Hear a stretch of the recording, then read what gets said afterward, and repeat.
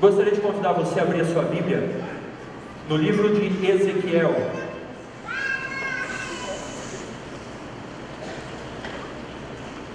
O livro do profeta Ezequiel, capítulo 37, vamos iniciar lendo dos versos 1 a 3. Essa é uma das profecias, é um dos textos da Bíblia talvez um dos mais sinistros, um dos mais sombrios que nós encontramos na Bíblia.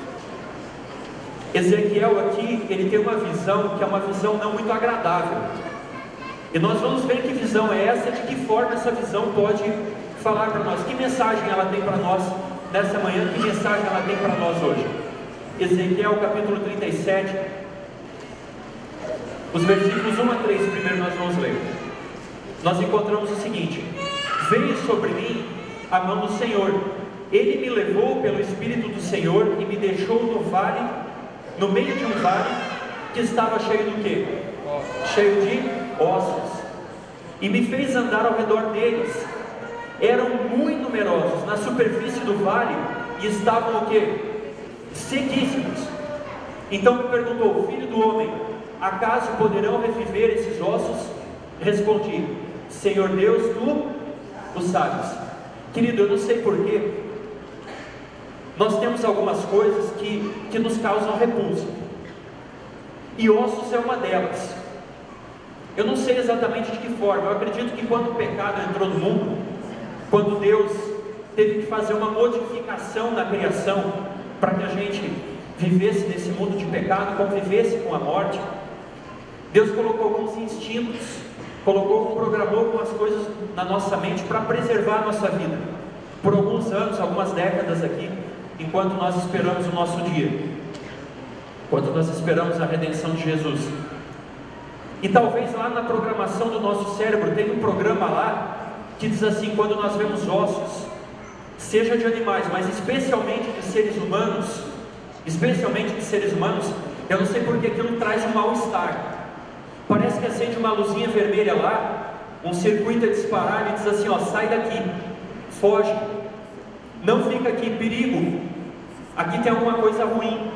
Se tem ossos aqui nesse vale, se tem ossos aqui nesse lugar, tem algum risco de que os próximos ossos aqui sejam os seus, então fuja daqui. Algumas coisas são repulsivas, são repugnantes para nós. E eu fico imaginando o profeta Ezequiel sendo levado em visões, o seu fôlego saindo, os seus olhos vidrando, permanecendo abertos, o seu corpo enrijecido, e ali naquele momento então o Espírito Santo começa a tocar, começa a falar com o profeta, que era um homem assim como eu e você, e ele vai, ao invés de ser arrebatado ao terceiro céu, assim como foi o apóstolo Paulo, o profeta Ezequiel então vai até aquele vale, e ao invés de ser um vale bonito, com flores, com animais, ele vê um vale de ossos. E eu imagino que essa não era uma visão agradável para Ezequiel. Ezequiel estava consternado, Ezequiel estava triste, quem sabe angustiado por estar naquele lugar. E Deus gosta de fazer perguntas para o ser humano. Quando Jó procurava por respostas, Deus aparece para ele, em vez de dar uma resposta, Deus faz em torno de 60 perguntas para Jó. E por que Deus pergunta ao ser humano? Por que Deus pergunta ao ser humano? Tem alguma coisa que Deus não saiba? Tem alguma coisa que nós, seres humanos, ainda mais na condição pecaminosa, existe alguma coisa que nós possamos informar para Deus? Por que Deus pergunta? Porque Deus quer que nós reflitamos, Deus quer que nós busquemos as respostas. E Deus pergunta: filho do homem, pode por acaso esses ossos reviverem? E aqui eu vejo que Ezequiel era um homem de Deus. Quem sabe se fosse Ezequiel, algum de nós diria: Senhor, o senhor não está vendo? Eles estão mortos. E diz a Bíblia que esses ossos não estavam só secos, eles estavam sequíssimos. Mas Ezequiel, conhecendo o poder de Deus, conhecendo a natureza de Deus, Ezequiel olha para o Senhor e diz assim: Senhor, com humildade, com contrição, se colocando, se submetendo debaixo da poderosa mão de Deus, Ezequiel olha para Deus e diz assim: Senhor, Tu sabes, Tu sabes. E eu confesso, as primeiras vezes que eu fazia o ano bíblico, lá ainda na minha adolescência, eu ficava pensando assim, o que significa essa profecia? Tem algumas coisas, né, que são difíceis, como diz o apóstolo Pedro, tem algumas coisas na Bíblia que são difíceis de compreender. E para mim essa visão sempre foi difícil de compreender. O que significam esses ossos em um vale? E mais importante ainda, o que isso tem a ver com o ministério pessoal? Irmão Alex, você está ficando, está desviando da sua missão. Você veio aqui para falar sobre ministério pessoal. E nós vamos ver como esses ossos têm tudo a ver com o ministério pessoal.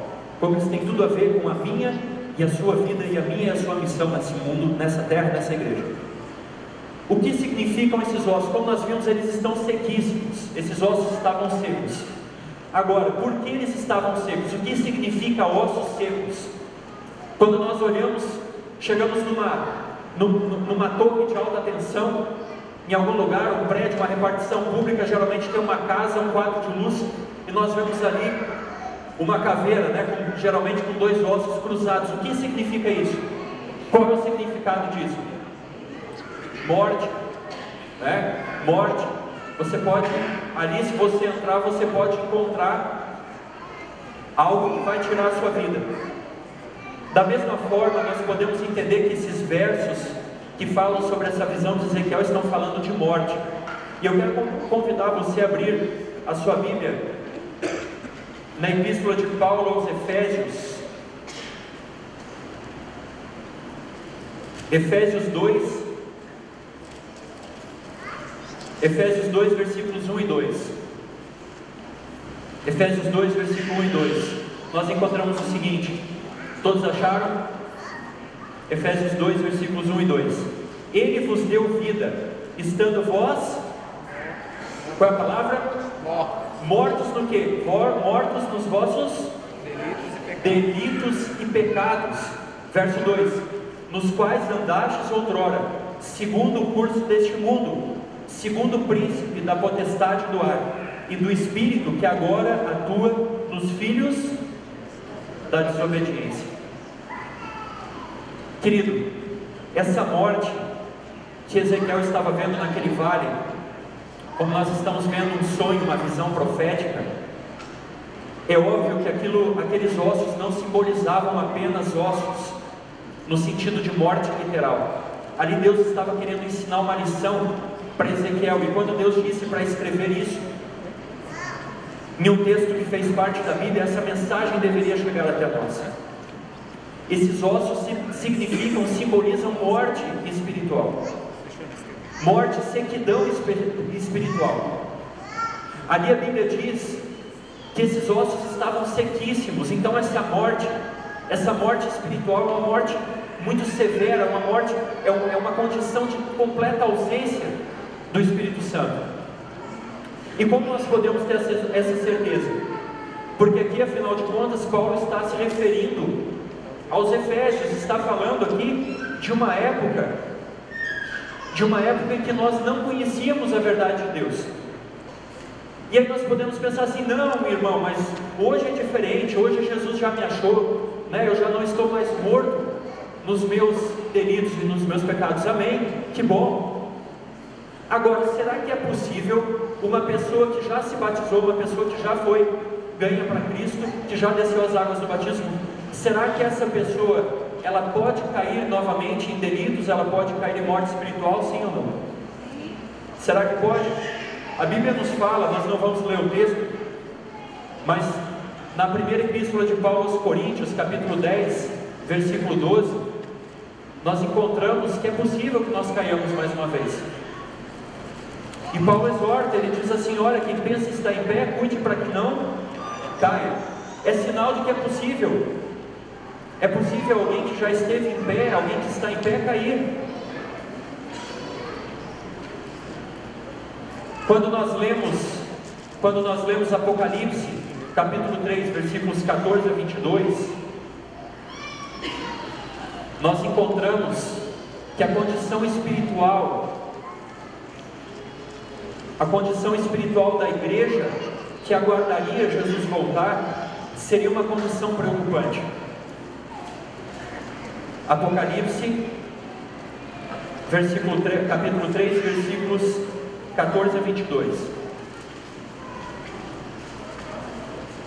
Nós encontramos o seguinte: ao anjo da igreja em Laodiceia escreve: estas coisas diz o Amém, a testemunha fiel e verdadeira, o princípio da criação de Deus.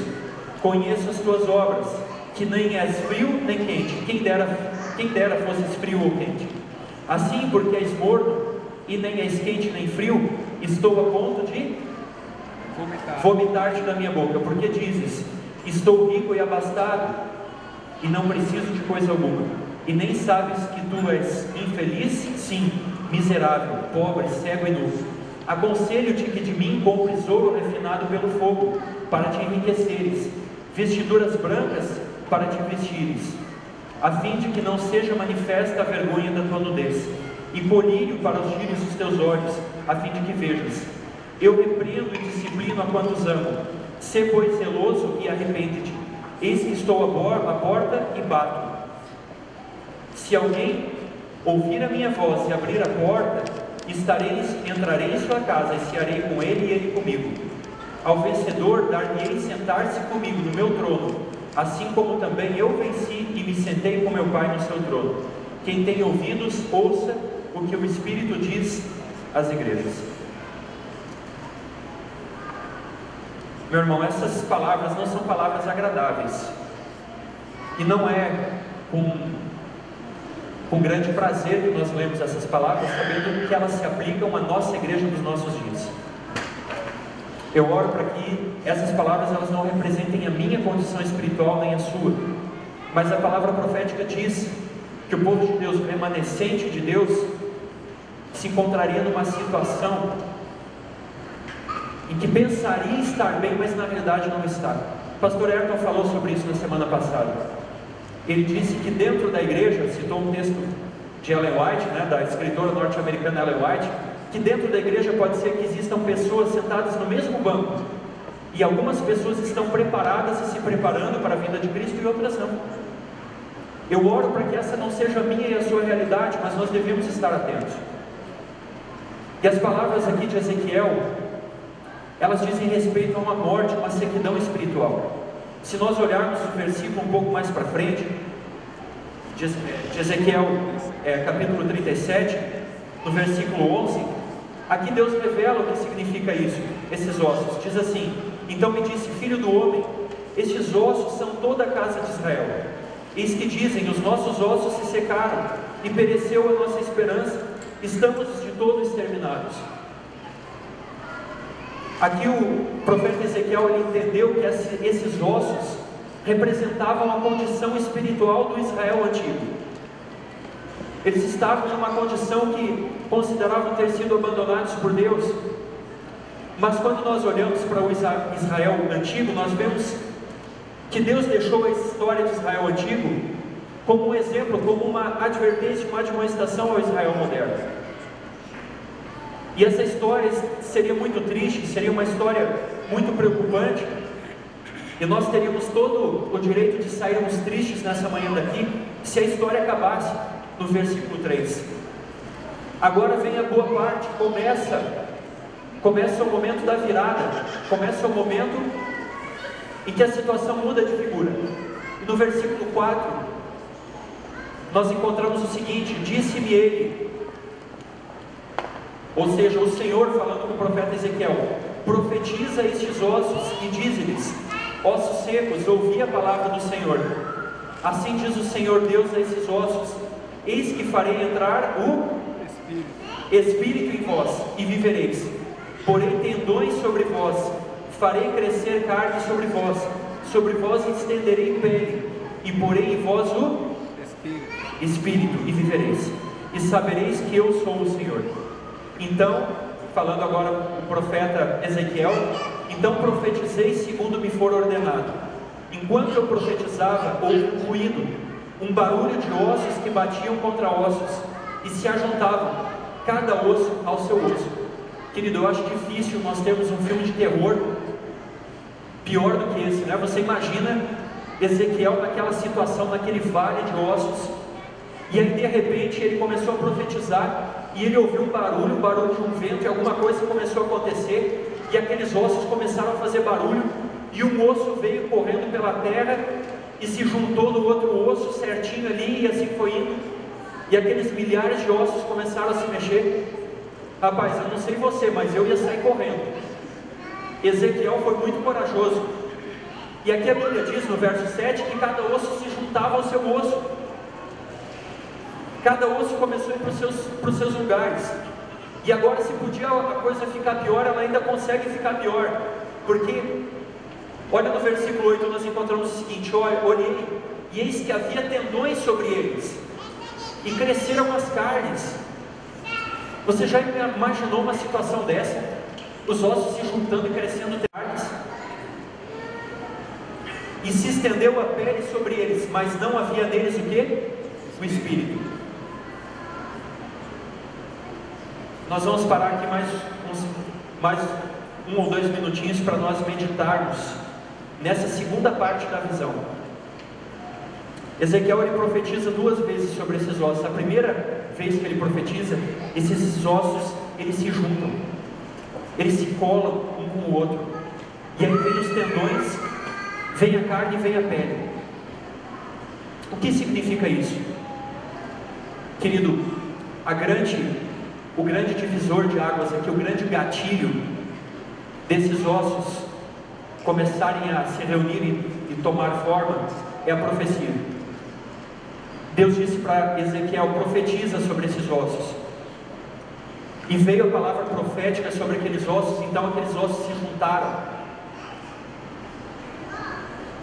e veio a carne, veio os tendões, veio os nervos, veio a pele, veio o cabelo, quem sabe veio até a roupa e a armadura, porque afinal de contas a Bíblia fala que era um exército. E de que forma nós podemos compreender o que Deus está querendo nos dizer aqui? Querido, a profecia, ela precisa fazer parte da minha e da sua vida.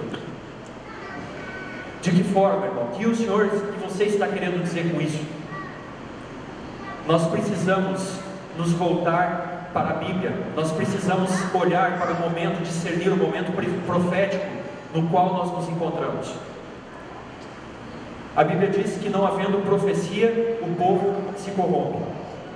Quando nós recebemos a palavra profética, quando nós recebemos a profecia, quando nós nos voltamos para a Bíblia, quando nós nos colocamos de joelhos, quando nós oramos a Deus pedindo sabedoria para compreender as profecias, de acordo com 2 Crônicas 20:20, quando nós pedimos e aceitamos a Deus o espírito de profecia, e note que a Bíblia apresenta que o dom profético ele se manifestaria nos últimos dias, de acordo com Apocalipse 14, e depois Apocalipse 19:10, nós vemos que o espírito de profecia faria parte do povo remanescente de Deus nos últimos dias. Querido, quando esse espírito de profecia entra na igreja, quando esse espírito de profecia entra no povo de Deus, as coisas acontecem. Sem o espírito da profecia, sem o estudo da Bíblia, sem o estudo da palavra de Deus, nós somos um vale de ossos secos. Agora note que esses ossos, em primeiro momento eles continuavam, embora eles tivessem se juntado, embora eles estivessem agora na perfeita forma humana, eles ainda continuavam sem vida. E de que forma por que isso? Por que esses ossos? Por que eles não viveram? Vamos adiante, vamos ler os próximos versículos que nós vamos entender. Versículo 9: então ele me disse: profetiza ao Espírito, profetiza ao Filho do Homem, e diz-lhe: assim diz o Senhor Deus, vem dos 4 ventos, ó Espírito, e assopra sobre esses mortos para que vivam. Profetizei como ele me ordenara, e o Espírito entrou neles, e viveram e se puseram em pé, um exército sobremodo numeroso. Então me disse: filho do homem, estes ossos são toda a casa de Israel. Eis que dizem: os nossos ossos se secaram, e pereceu a nossa esperança, estamos de todo exterminados. Portanto profetiza e dize-lhes: assim diz o Senhor Deus, eis que abrirei a vossa sepultura, e vos farei sair dela, o povo meu, e vos trarei a terra de Israel. sabereis que eu sou o Senhor, quando eu abrir a vossa sepultura, e vos fizer sair dela, ou povo meu. Porém em vós o meu espírito, e vivereis, e vos estabelecerei na vossa própria terra. Então sabereis que eu, o Senhor, disse isso e o fiz, diz o Senhor. Nesse momento, aqui nós vemos duas profecias de Ezequiel sobre esses ossos. O primeiro momento, Ezequiel, ele profetiza para aqueles ossos, eles se recompõem e não têm espírito. Quando nós recebemos a palavra de Deus, quando nós tomamos uma decisão ao lado de Jesus, nós estamos recebendo um toque especial do Espírito Santo. A Bíblia diz, ela compara a descida do Espírito Santo com duas chuvas que existiam na idade antiga, na época de Israel: a chuva temporânea e a chuva serôdia. Ué, mas que chuvas são essas? Que palavras mais estranhas? O que são essas chuvas? A chuva temporânea nada mais era do que uma chuva que caía na agricultura dos hebreus, lá nas culturas dos hebreus, para eles plantarem. E a chuva serôdia era uma chuva que acontecia no final do período de chuvas, que servia para amadurecer o grão, a fim de que esses grãos fossem colhidos, para que a ceifa fosse feita, fosse realizada. Quando nós aceitamos a Jesus, quando nós nos colocamos ao lado de Cristo, essa chuva temporânea que caiu lá no Pentecostes, para a igreja primitiva, ela também cai no nosso coração. Ela nos leva ao arrependimento. O Espírito Santo nos convence do pecado e da justiça e do juízo também, e da verdade. Então essa chuva, ela muda o nosso coração. É a chuva temporânea. Quando nós nos voltamos para a Bíblia, quando nós buscamos a palavra de Deus,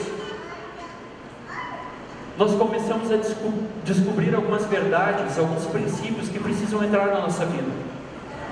E me chama a atenção aqui que esses ossos, essas carnes, dão um aspecto bastante físico, bastante material para essa visão. E me chama a atenção para a mensagem de saúde que nós temos. Se Deus quer iniciar uma reforma, se Deus quer iniciar um reavivamento da sua igreja, Ele começa transformando a nossa sequidão espiritual, começa transformando, quem sabe, a nossa saúde. Talvez porque se nós não tivermos uma saúde, não tivermos buscando uma condição física, mental, espiritual melhor, quem sabe Deus não vai poder trabalhar e nos usar da maneira como Ele gostaria. Então esse primeiro momento em que Ezequiel profetiza esses ossos, simboliza um primeiro contato que nós temos que ter com a verdade, que nós temos que ter com a mensagem de Deus para os nossos últimos dias, ou quem sabe um retorno a essa mensagem, quem sabe uma mudança, uma reforma dos nossos pensamentos, quem sabe uma mudança dos nossos hábitos de vida, quem sabe uma mudança das nossas escolhas, quem sabe do que nós comemos, quem sabe do exercício que nós não fazemos, quem sabe dos nossos hábitos sedentários, uma mudança. Mas me chama a atenção que ainda nesse momento esses ossos, esses corpos, eles estão sem vida. E aí o profeta Ezequiel, ele recebe uma segunda ordem, uma ordem de profetizar de novo, mais uma vez, para esses ossos. E essa ordem é cumprida, ela é obedecida prontamente pelo profeta. E aí sim, depois que aqueles ossos já estavam cobertos, já estavam ligados, já estavam unidos, já estavam cobertos por carne, cobertos por pele, depois que ele recebe essa ordem, Ezequiel profetiza, e aí vem dos quatro cantos da terra, mais uma vez, o barulho, vem o Espírito, vem o fôlego, e entra nesses ossos, entra nesses seres que estavam ali aguardando a sua ressurreição. E eles se colocam em pé, como um poderoso exército, um numeroso exército, diz a Bíblia. Querido, isso tem uma mensagem muito séria, muito solene, muito forte para mim e para você nessa manhã. Nós temos um chamado, o Espírito Santo está nos chamando, como igreja, como povo, a sairmos da nossa sequidão espiritual. Nós temos um mundo de 7 bilhões de habitantes para ser evangelizado. Nós temos uma multidão inumerável que precisa ser alcançada. Mas a Bíblia diz: não por força nem por violência, mas pelo meu Espírito, diz o Senhor dos Exércitos. Então a minha força e a sua força não são nada. A menos que Deus nos dê o Espírito Santo, a menos que Deus nos dê poder para evangelizar, para pregar, para viver o Evangelho, para mudarmos a nossa vida, para nos levantarmos como um exército de um só homem, nós não vamos poder cumprir a missão que Deus nos deu. E a Bíblia está nos chamando a atenção para que nós precisamos voltar ao estudo da Bíblia, nós precisamos voltar à profecia, nós precisamos voltar à oração. E a primeira mensagem, essa primeira chuva que cai, que serve para amadurecer o grão, a chuva temporã, ela precisa fazer mudanças na nossa vida. Ela precisa mudar o que nós estamos comendo, ela precisa mudar o que nós estamos vestindo, ela precisa mudar o que a gente está falando no nosso trabalho com os nossos colegas, ela precisa mudar o que nós assistimos na televisão. Os nossos ossos, eles precisam ser cobertos de carne e de pele. Isso não é uma força, os ossos estavam lá, eles não fizeram nada. Foi a profecia, foi o Espírito Santo que operou essa mudança. Agora, quando esses ossos, ou seja, quando nós fizermos as mudanças que nós precisamos fazer, quando nós nos colocarmos mais plenamente nas mãos de Deus, então um segundo momento virá em que nós vamos ser habilitados para pregar essa mensagem a todas as pessoas. E isso é o que a Bíblia chama de a chuva serôdia. Ela começa a cair já. A chuva serôdia é uma chuva especial que vai habilitar e preparar finalmente o grão para a volta de Jesus. Vai preparar a igreja para a volta de Jesus. E essa chuva serôdia vai habilitar a igreja para pregar com poder também, assim como os apóstolos fizeram lá no Pentecostes, a partir do Pentecostes. Essa é uma mensagem muito solene, é uma mensagem muito profunda. Nós não teríamos tempo aqui de analisar com todos os pormenores, as riquezas, os detalhes, mas essa mensagem ela foi dada para o Israel antigo, mas não existe nenhum motivo para o qual nós não possamos aplicar para nós, para a nossa igreja, uma vez que nós somos o Israel espiritual.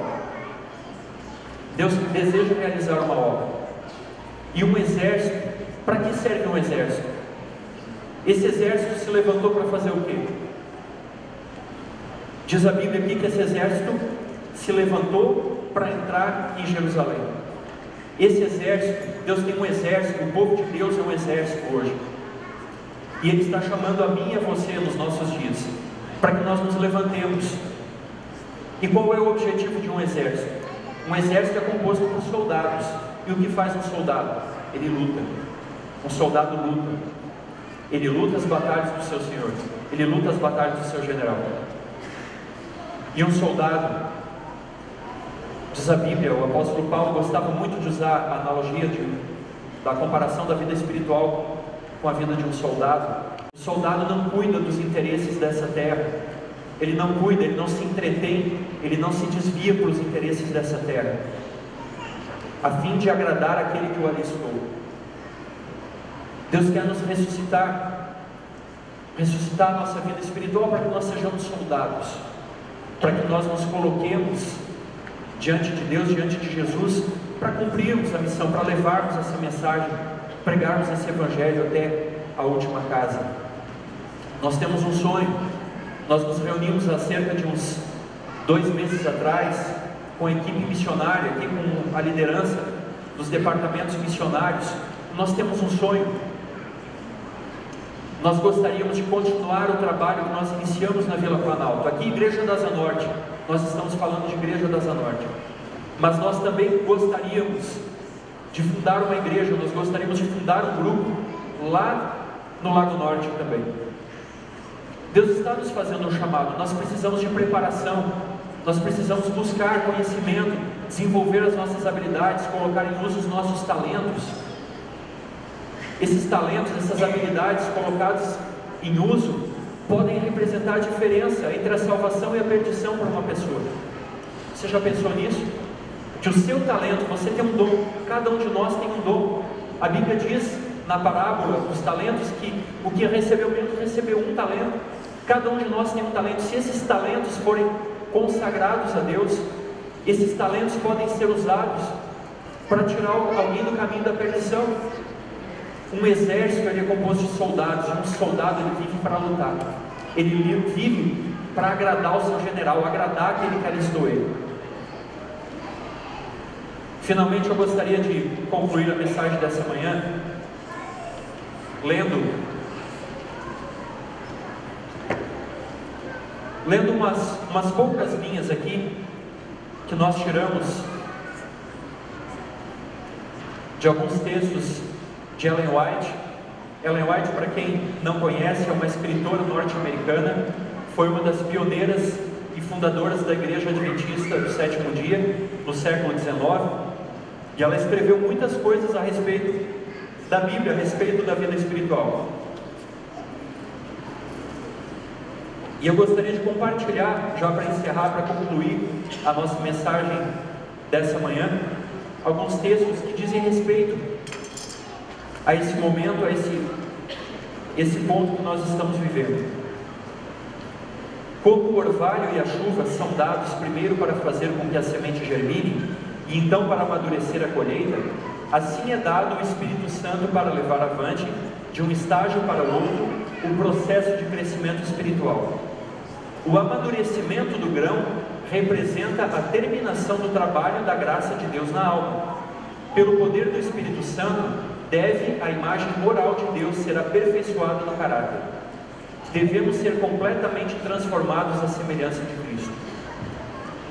Esse texto está no livro Eventos Finais, página 183. O mesmo livro ainda fala o seguinte: a chuva serôdia, amadurecendo a seara da terra, representa a graça espiritual que prepara a igreja para a vinda do Filho do Homem. Mas a menos que a chuva temporã haja caído, ou seja, aquela primeira chuva que nos convence do pecado, que nos leva a nos consagrarmos a Deus, não haverá vida. A ramagem verde não brotará. Se a chuva temporã não fizer o seu trabalho, a serôdia não desenvolverá semente até a perfeição. E ainda do livro Grande Conflito, nós encontramos o seguinte texto: antes de os juízos finais de Deus caírem sobre a terra, haverá entre o povo do Senhor tal avivamento da primitiva piedade como não for testemunhado desde os tempos apostólicos. O Espírito e o poder de Deus serão derramados sobre os seus filhos. Esta obra será semelhante à do dia de Pentecostes. Assim como a chuva temporã foi dada no derramamento do Espírito Santo no início do Evangelho, para efetuar a germinação da preciosa semente, a chuva serôdia será dada em seu final para o amadurecimento da seara. E agora, de que forma nós podemos receber o Espírito Santo? Quais são os segredos? Quais são as coisas que nós devemos fazer para que a gente cresça, para que a gente receba o Espírito Santo, que nós vimos aqui nesses textos? O primeiro tópico que nós devemos buscar é a oração. O livro Serviço Cristão, ele tem aqui duas frases que dizem o seguinte a respeito da oração, em relação ao derramamento do Espírito Santo: é chegado o tempo para realizar uma reforma completa. Quando essa reforma começar, o espírito de oração atuará em cada crente e banirá da igreja o espírito de discórdia e luta. Então nós devemos buscar a oração. A oração é o primeiro passo para que nós busquemos o Espírito Santo. O estudo da Bíblia também. Os cristãos devem estar se preparando para aquilo que logo irá cair sobre o mundo como terrível surpresa. E essa preparação deve ser feita mediante diligente estudo da Palavra de Deus e pelo viver em conformidade com seus preceitos. Deus pede um reavivamento e uma reforma, ou seja, precisamos retornar à Bíblia. E algo surpreendente que nós não estamos acostumados a ouvir, mas uma forma de nós recebermos o Espírito Santo também e o poder para nós pregarmos é através das reuniões da igreja e das atividades missionárias também. Olha o que diz o livro Testemunhos para Ministros e Obreiros Evangélicos, página 508. As convocações da igreja como nas reuniões campais e assembleias da igreja local, e todas as ocasiões em que há trabalho pessoal em favor das almas, são oportunidades determinadas por Deus. Note que é Deus que determina, não somos nós que determinamos coisa alguma, certo? Deus determina para dar tanto a chuva temporã como a serôdia. Impressionante isso. Impressionante isso. Nós precisamos vir à igreja. Nós precisamos nos envolver nas reuniões da igreja, inclusive as reuniões campais. Nós precisamos ir onde está a congregação da igreja. Nós precisamos nos envolver em trabalho pessoal em favor das almas. E aqui diz Ellen White, então, fazendo esse comentário desses textos da Bíblia aqui que nós lemos, que essas são ocasiões especiais que Deus designou para dar o Espírito Santo, para dar poder para a igreja. Quando nós nos colocamos no trabalho, quando nós nos envolvemos no serviço para Jesus, é uma das formas que Deus usa para nos dar o Espírito Santo. E agora então, nós encerramos com o seguinte texto: a descida do Espírito Santo sobre a igreja é olhada como estando no futuro. Não é assim que nós olhamos? É, porém, o privilégio da igreja tê-la quando? Agora, nesse momento. Buscai-a, orai por ela, crede nela. Precisamos tê-la, e o céu espera para concedê-la. Livro Evangelismo, página 701. Deponho a minha pena e ergo a alma em oração, para que o Senhor opere sobre o seu povo relapso, que são quais ossos secos, a fim de que vivam. O fim está próximo, chegando-nos tão furtivamente, tão imperceptivelmente, tão silenciosamente, como os abafados passos do ladrão à noite, a fim de surpreender desprevenidos os dormentes, sem o devido preparo. Conceda ao Senhor que seu Santo Espírito sobrevenha aos corações que se encontram agora à vontade, para que não continuem por mais tempo dormindo como os outros, mas vigiem e sejam sóbrios. Queridos, são palavras duras, e eu não quero que você pense que eu trago essas palavras para apresentar quem quer que seja sem ser primeiro a mim.